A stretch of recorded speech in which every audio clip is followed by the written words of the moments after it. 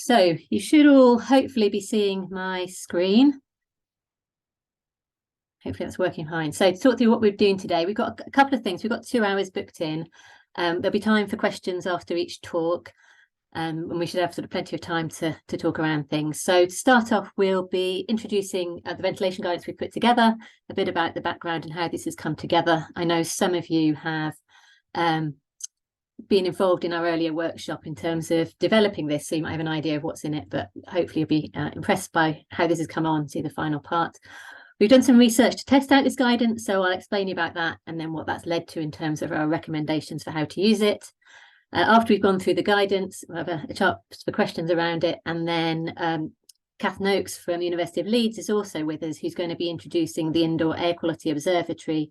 So this is a current sort of aspiration to develop some long-term monitoring across the whole of the UK to get a better grasp of what indoor air quality levels are, how this links to health, with the aim that this can sort of better inform, policy in the future. And one thing we'd like to do is understand how this could be of, benefit to you, how that could be shaped to be useful. So there'll be a bit of a interaction at the end where we'll want something from you as well. So to start, I'm going to jump into explaining the guidance for small businesses that we've put together. My colleague Chantel Wood's on the call as well. She's got her video nicely gone so you can see her face. I'm the building services engineer behind this work. Chantel is the behavioural scientist behind it. So it's been a collaboration, and she'll be there on the chat as well. So if any questions come up, we'll be able to use the chat and she might be able to, answer them immediately. First off, though, I did want to say some big thank yous to people involved in this work. First of all, a big thank you to Sheffield City Council, who've funded this final development of the guidance and the testing of that guidance. Particularly wanted to thank Ian Ashmore, who reached out to me a few years ago to say, can you help? Do you want to do this research, which led to the connection with me with Chantel and kicked off the work, but also Kirsty Trasler and Jennifer Marshall and Emma France, who've been really involved in shaping the work and kind of informing the way we've gone about it. It wouldn't have been the same without them, as well as see the pot of funding that enabled us to employ researchers and the like. Also want to say thank you to our research team. Because of the nature of this work, we've had lots of different people involved for short periods because it's all been sort of quite rapid. I did want to say a particular thank you to Eddie Murphy there, who's pictured with our team when they got the Best Poster Award, who unfortunately became ill during our project and passed away last year, but his input was so important in the early stages. He gave us a lot in terms of understanding the practicalities, coming from a consulting engineering background, the practicalities of retrofitting these venues. And I think myself and a lot of the team did learn a lot from him. We also want to thank the funders. It's been an interesting project that started off as a short 3-month project and build up with lots of pot of funding. So the background work was funded through the Protect National Core Study. Sheffield City Council have funded the final part where we've really been able to develop this guidance, and we had some funding from the Higher Education Innovation Fund to carry out workshops as well. And Breathing City, the Future Urban Ventilation Network through NERC has provided us funding for these sort of dissemination events in terms of the support for that. I'm also aware that a lot of you here probably came to our workshop last year, so I think it was around November time, and you saw our sort of early ideas and gave us a lot of feedback. And so I want a big thank you to anyone here who's involved in that. It had a really big impact on what we did, was incredibly helpful, and hopefully you see that that's come through to what we've done. So thank you for engaging then.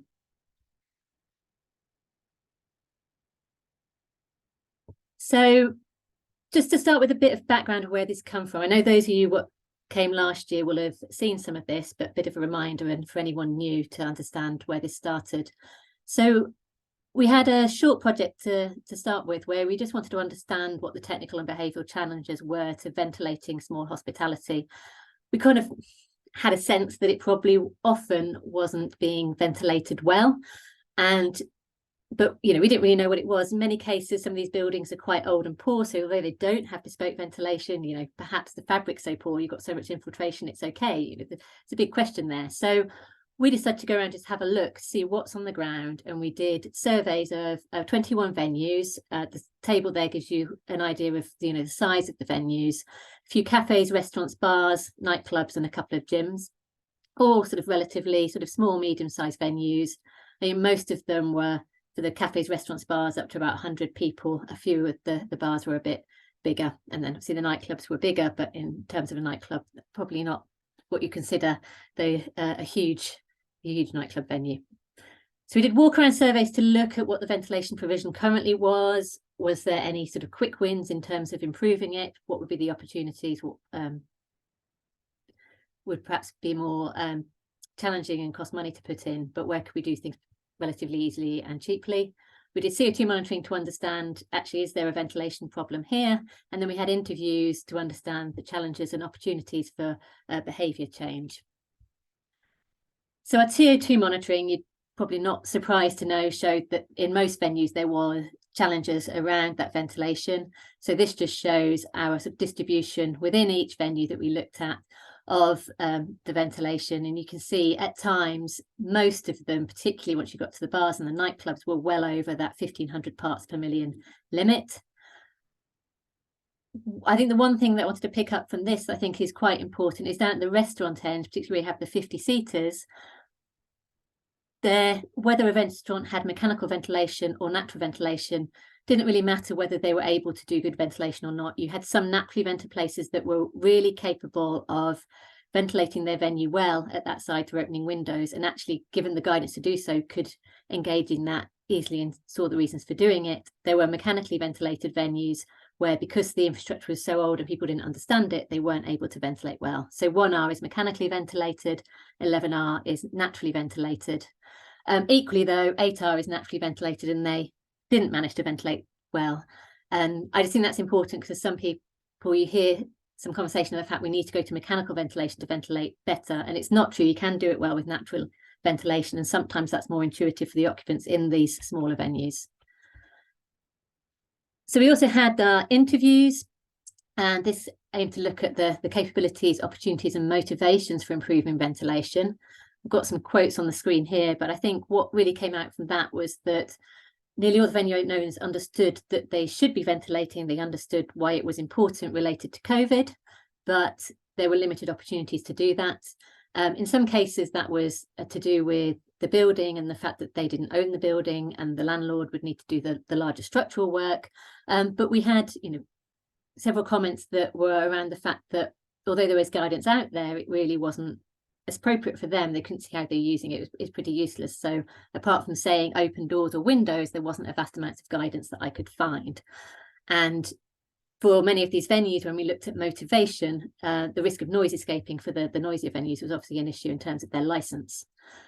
So from this, we saw that there is, although there were many venues where technical improvements were required, there was also clearly a need for better guidance and the opportunities for behavioural change. And that's what we've really been targeting with our guidance, is how can we get that behaviour change about improving their ventilation. So in terms of that, what we were looking at initially was the motivations that would need to be using to encourage people, and became aware from our interviews that the noise complaints and the thermal comfort for the customers were really clear there. So that was something we wanted to target. So that led us on to developing an intervention. As I said, some of you would have been here last year when we had our initial ideas of the information that would go in there. And this is a sort of screenshot of what we've created. You can download that through the link. I can see that some of you are struggling, and Chantel's just put the link up for the form.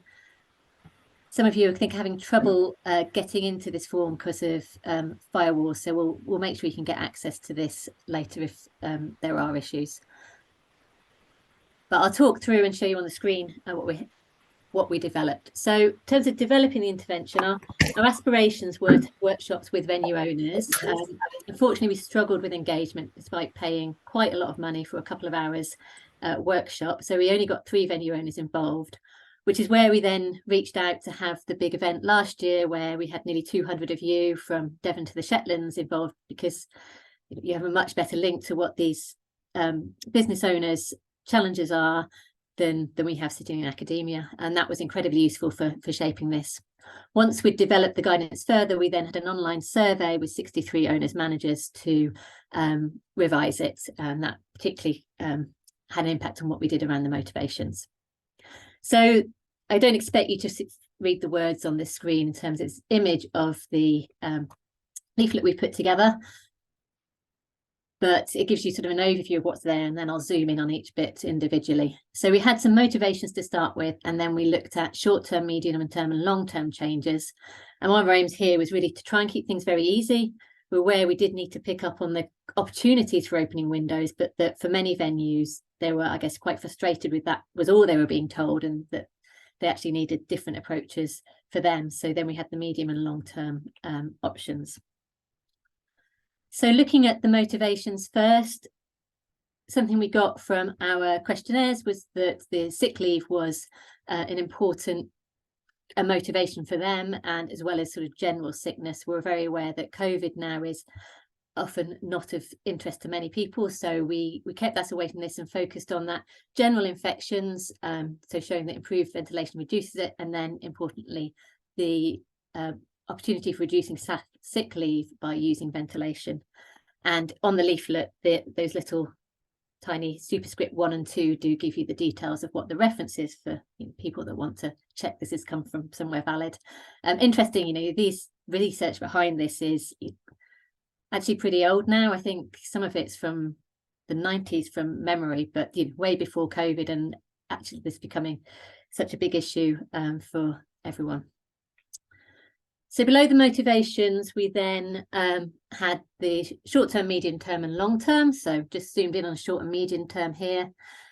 So this guidance is very much for winter. We do have a separate one for summer, which I'm not talking around, but the short-term aspects change for that in terms of just be like, open things wide to let the air in, but summer is less of a challenge.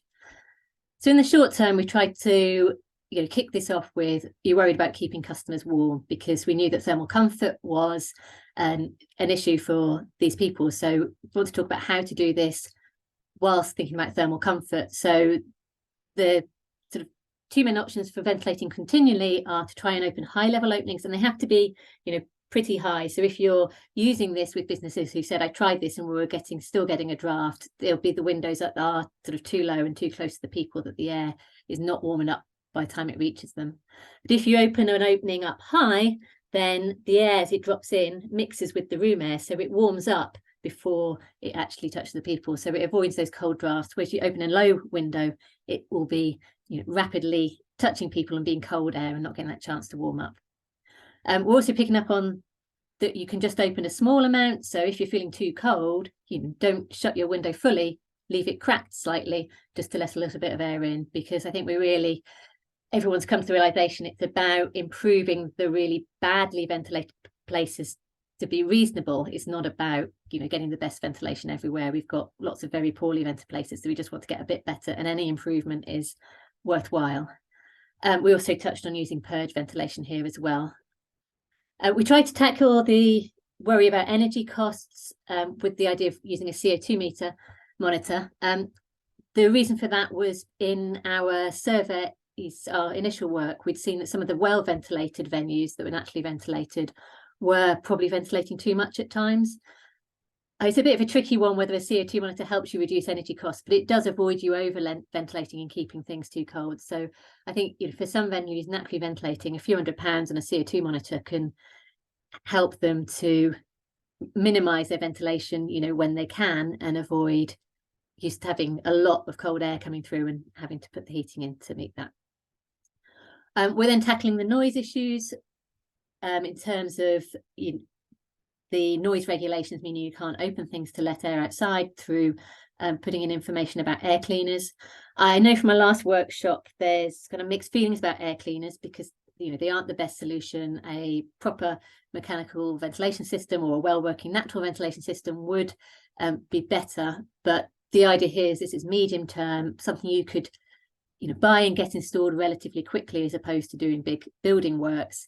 And we're aware that people are aware of them too, and we want to give them the right information about using them. So I think in these situations, again, it's about improving things from where they are. So having air cleaners in there can help improve things beyond having everything shut, which could be the sort of backup that would just be there anyway. And then we had long term, which was looking at installing mechanical ventilation systems. We're making the point that you might be able to have wall-mounted fans, because a lot of the venues that we looked at, wall-mounted fans were fine to be installed due to the size of the venue, and that involves a lot less challenges in terms of space, in terms of cost, for installing it, as opposed to a big centralized system, which I think a lot of people imagine they'd need.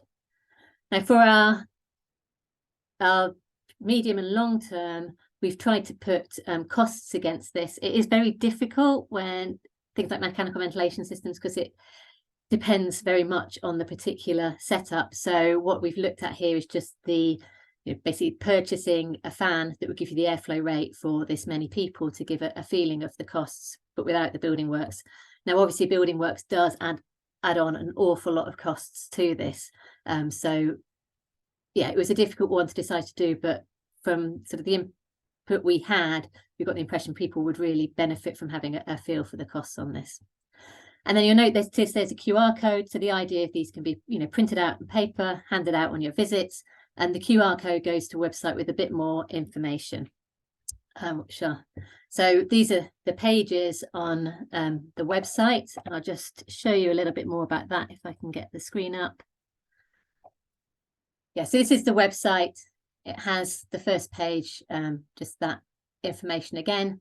But then if you click through to the different technologies, CO2 monitoring, a bit more detail here. Those of you who came last time and saw our detailed guidance, it's using that guidance, we tried to simplify it a lot more.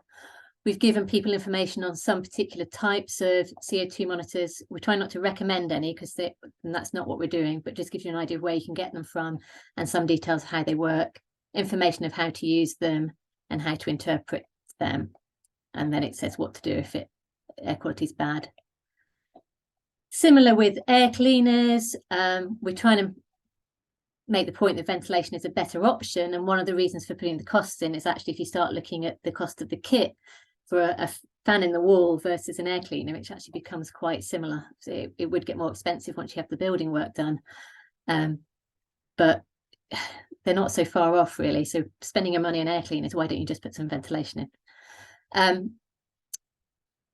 Just try to keep this very simple. We've taken it from a lot of the guidance out there from the CIBSE guidance, but just slimmed it down quite a lot to give the basics. Point out that you need to be thinking about the right amount of air, a bit about performance and safety. And then again, we've got a link to a few manufacturers. Again, not making recommendations, but providing people some options of where to go. And then mechanical ventilation system. We've split this up into looking at extract ventilation systems, mechanical supply systems, wall-mounted heat recovery, and modular fusion systems and wall-mounted hybrid systems, which are getting a bit more technically complex, but just to tell people a little bit about that. We've highlighted some of the things to think about, which came from Sheffield City Council's information about fire and planning that would need to be considered, and then importantly how to find an expert. We've got a link to the Building Engineering Services Association and flagged up how to search on that, because we realized that actually people that do ventilation work in air conditioning, so through their link you need to be looking at air conditioning to find the ventilation experts. So that's the website that underpins it, and that's sort of an overview of what the guidance is. So I'll just go through our testing of this. So we carried out some testing with a bit of field work and some online work to basically see how this worked on the ground. I'll be honest, we were hoping to get about 20 venues again like last time, but this year venue owners aren't as interested in ventilation, and it was a lot harder to get engagement. I think we were paying more than last time, but yeah, it's much harder. So we ended up with 9 people that signed up. You'll see later we've only got 8 that we've got a full set of results from. Mostly hospitality venues. We did have one welcoming space because we just opened up our engagement to those sorts of spaces as they were running at the time, and we felt similar. So what we did, this little flowchart shows you here. We did a week's monitoring baseline CO2 monitors with daily behaviour diaries, which is about, do you use extract fans or wall-mounted supply fans in any way? Do you open doors? Do you open windows? At the end of the first week, we gave them the infographic, and they had an acceptability questionnaire to do. they had behaviour diaries for the rest of the week. And then at the end of that week, we collected everything. So we had 1 week baseline on both behaviour and CO2 monitoring, and 1 week once they'd seen the infographic with behaviour and CO2 monitoring. I mean, ideally, you'd have been doing this over a much longer time period. So this is a bit limited, but you know, within the constraints of the funding we had to keep this quite short. And this was all done in winter, so it was cold weather when we were doing this. In terms of the CO2 monitoring, we had 2 different options which we gave them. So we had one that was a device shown here, where you could see the CO2 values on the screen, another which was a plain white device you stuck to the wall, and then the information came through online and you could see your historic information as well. Most people opted for the device where they could just see the numbers on the screen. In terms of looking at the results, what we were looking at, this is example results of one venue, is we sort of classified the time below 800 parts per million as good ventilation, the time between 800 and 1500 as sort of caution, amber, and then the time above 1500 parts per million as bad. And we've then worked this through in terms of percentage of the opening time at a certain CO2 level. So we're not considering the fact that people have a lot of time when it's good because they just shut. Slight tricky thing with that when looking at venues is that some venues, you know, are busy every day. Other venues might be open all week and have long opening hours, but actually only busy on a Saturday night. You do wonder how they survive. But in that case, as a proportion of their opening hours, the amount of time as a proportion of their opening hours where their ventilation is not good is quite low. But actually, if you look at the times when they're really busy, it's clearly not working. So something to be aware of. We then had an online study. We were able to look at more venues. See, being online, we weren't able to do the CO2 monitoring. So this is just behaviour. So we had a week baseline data where they did behaviour diaries. Then they were given the infographic. And then they had another week of behaviour diaries. And then we had an acceptability questionnaires here as well. So in terms of our results for both sets here, we've got fieldwork and online. Acceptability was generally pretty good. So it's on a scale of 0 to 5. The things where people sort of had issues were around engaging with this. In terms of the short-term actions, it was staff behaviour and thermal comfort, which was unfortunate given that's what we were trying to target with our motivations on it. In terms of looking at CO2 monitors and mechanical ventilation, the need for funding, a lack of space, and the impact on the ambience on the space was also important. In terms of the online study, we also had, in terms of the acceptability of the mechanical ventilation, there was a belief it wasn't needed. And we'll come up to that again later when we look at the results, because there was differences between the 2 groups.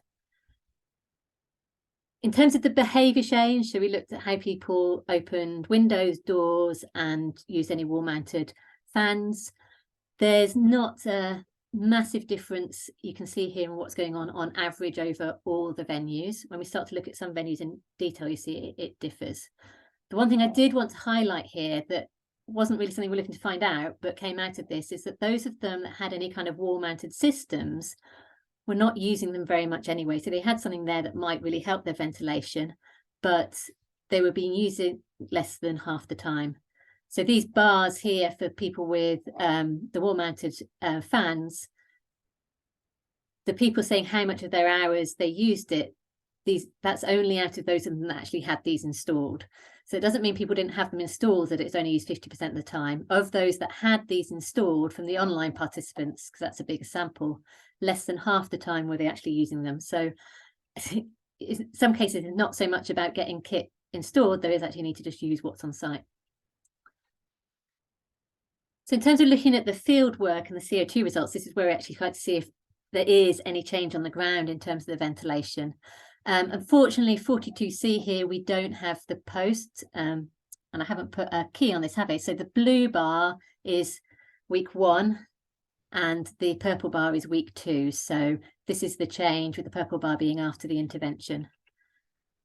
So yeah, 42C over here, unfortunately turned off our CO2 monitors, so we didn't get any results for the second week. So we've had to scrap those results from this point.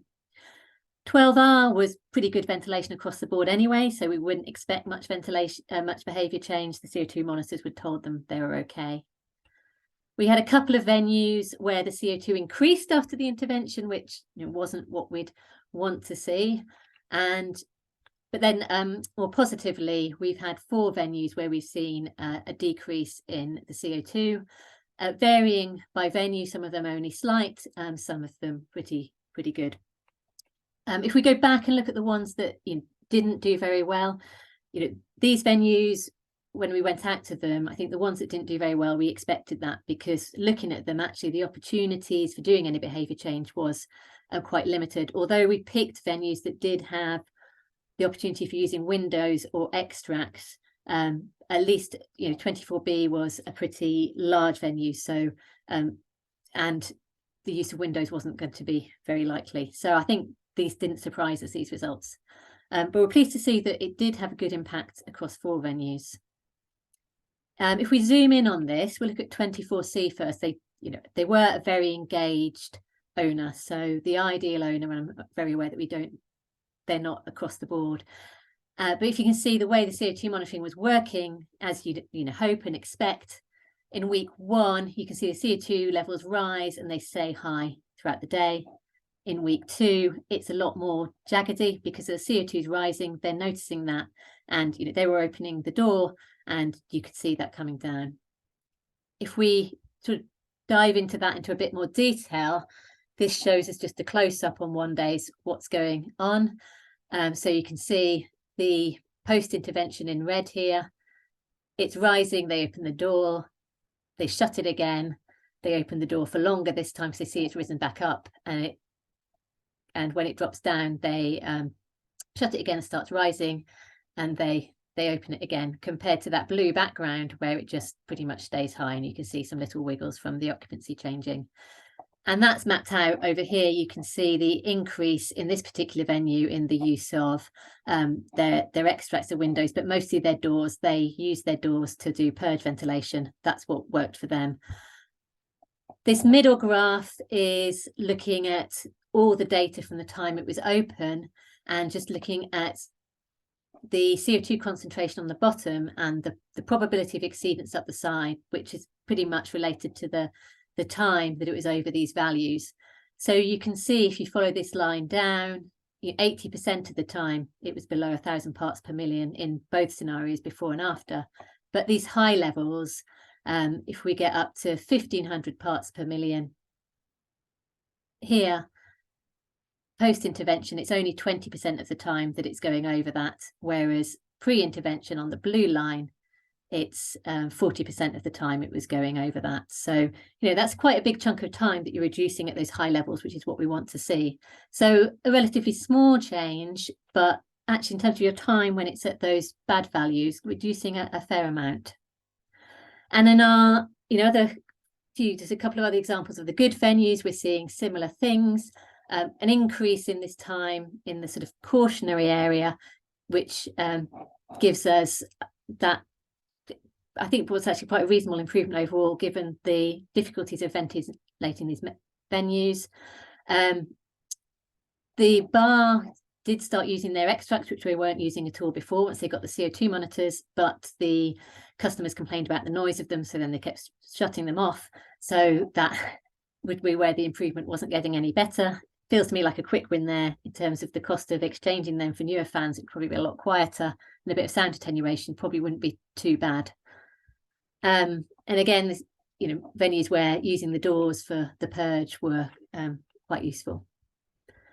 We did have venues where it didn't work so well. As I said, these were ones that we expected to see that. So this venue gives just an example. You can see things actually got worse. I mean, looking at this venue's information across the board, they showed, in terms of their willingness to pay, it was 0 for making any changes, and okay, external door opening changed. I doubt that's got much to do with ventilation at all, and was just what was happening generally in terms of trying to be an inviting venue versus the weather. So behaviour change aren't going to work with everyone. This does seem, there are venues that clearly aren't engaged. And I know many of you are crying out for regulation in this area, which unfortunately, we're not able to give you. But I think there's plenty of venues which, when given the CO2 monitors, could see there was an issue, would start engaging some methods to bring their improve their ventilation and bring those numbers down. And so that brings us on to looking at the sort of acceptability of the interventions. And what we looked at through this was the likelihood of people then, through using the intervention, of putting in more costly changes. So everyone said that they would do their short-term actions. So this is them just saying what they've done. Obviously, it doesn't then map onto what people would actually do, but it gives you a feel for their attitude towards things. The using CO2 monitors, interestingly, we seem to make people more ambivalent about using the CO2 monitors. Once they'd used them in this bit of work, beforehand they were quite likely to use them, and maybe that was because they knew they were getting some, but after the intervention they were less likely. This could be maybe they just find it too much of a faff to use them, so they wouldn't want to use them future, or alternatively maybe they just felt they had the information they needed. More positively, and which I think points towards them perhaps having the information they needed, what we found was with these people that were given CO2 monitors and our guidance, they were more likely to think of purchasing air cleaners in future, and they were more likely to think of installing mechanical ventilation. We did look at a willingness to pay on this as well, and for the CO2 monitors, there was a willingness to pay out of them all of an average of about £250. The willingness to pay for air cleaners, we did this result from 8 of them, so it was directly half of them had that down as 0, so weren't willing to pay, but half of them were, ranging from £1,000 to £4,000 on air cleaners. For mechanical ventilation, the willingness to pay was 0 for everyone except one, who expressed a willingness to pay of £2,000. And I thought it was quite interesting, and something we haven't been able to unpick, that there seemed to be a greater willingness to pay for air cleaners up to quite a large amount of money, which wasn't then reflected in what people would be willing to pay for mechanical ventilation, which would be the better option. And maybe that's just because they perceive air cleaners as cheaper, so they felt they'd pay this much for that, but that money wouldn't get them anything in mechanical ventilation. I'm not sure. We haven't been able to delve into that, but it just gives you a sense that there was some willingness there to put some money around some changes, and maybe there's a bit more work to be done against encouraging that to be towards mechanical ventilation, although this is showing that there was increased interest in it following our intervention. Now, when we looked at online, we did see a different picture. Short-term actions, they were very likely to do this. Some people weren't. That did relate to where people were in the organisation and the type of building. Now, what we did see here was, for air cleaners, unfortunately, an increasing ambivalence towards putting air cleaners in. And for the same with mechanical ventilation systems as well. So we haven't, for the air cleaners, we did manage to shift those who were very unlikely to be a bit more neutral about it, to get a bit more positive. For mechanical ventilation, the amount that was negative about it, so it's unlikely they'd install mechanical ventilation, stayed the same, and those that were positive became more ambivalent. We don't have the results for using CO2 monitors because, unfortunately, we realised afterwards with the phrasing of the question, there was some confusion about whether people thought we were talking about being in the cellar of the building or rather than in the space. So we didn't think the results were actually useful. So it did seem with this guidance alone, we weren't encouraging people towards more substantial changes. And one of the things that came out, if you remember from when I was talking at the beginning about the acceptability, one thing that came from the people with the online survey was a belief that it wasn't needed to improve their ventilation. They felt they were doing enough already. Whereas when we went in on site and showed people their CO2 readings and gave them this guidance, you could see there was a problem. And we saw that on site as well. People were saying, oh, yeah, we'll engage, but I think our ventilation's fine. And then you put a CO2 monitor in front of them showing pretty high values, and they're like, okay. maybe we do need to do something. So I think this then takes me through to our recommendations, which is that the guidance is useful. I think we are putting potential costs on there, which people would come up to eventually anyway, and that could detract and could be one reason why people sort of went off the idea. But where people saw there was an issue with the CO2 monitors, they engaged with it better. Obviously, our numbers on the field work is not big enough to make this statistically significant. So this is kind of what we're inferring from what we're seeing. But I would say that deploying CO2 monitors with the guidance would be really valuable. And we can see that you could do this on a visit as an environmental health officer going in for a period, as long as you're at a time when the place has been busy for, about an hour beforehand, then your CO2 levels would have got high. If you go in there with a CO2 monitor, you'll be able to get a snapshot reading to tell you where there's an issue. If you're putting that in front of the owner alongside the guidance, is much more likely to motivate them to make a change than just giving them the guidance. In terms of distributing the guidance, we have tried to target with our motivations thermal comfort and effects on noise, but that was still clearly coming through as an issue. So I think any distribution on this, if you do any sort of social media campaigns or you're out talking to people, I think emphasizing how the guidance is trying to target those issues of thermal comfort and noise is really important. And also a side note that we need to be doing more to promote the use of wall-mounted extracts where they're available, because it looks like people just generally aren't using them. So that brings me to the end of our overview, and I'd like to open things up to any questions or comments if anything's got any.